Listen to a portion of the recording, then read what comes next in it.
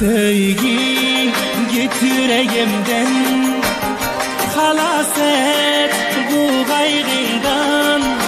Yadadım ben gam çekmekten, döndüm esli hazana men. Sevgi git yüreğimden, halas et bu gayrından. Yadadım ben gam çekmekten, döndüm esli hazana men.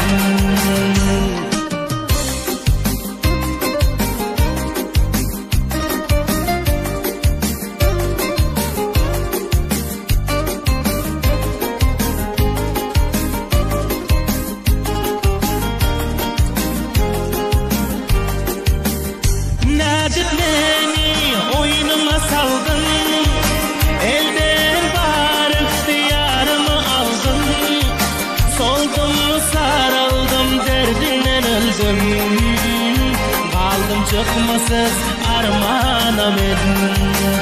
Doyurmadım didarından, gül vermedin gülzarımdan. Kurtar beni azabından, boldum esli pervana men.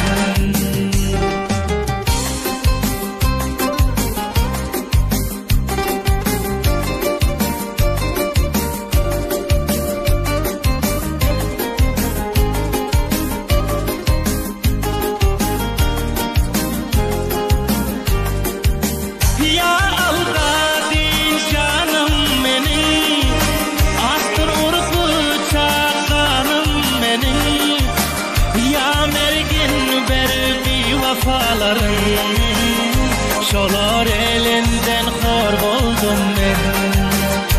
Ağlıyor bugün Seyfullah yar, ayrılıp kalsan deryondur zor.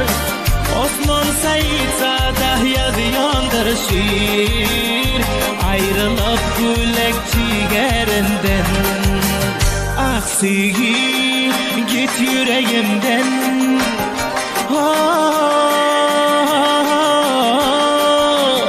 halas et bu gayrından.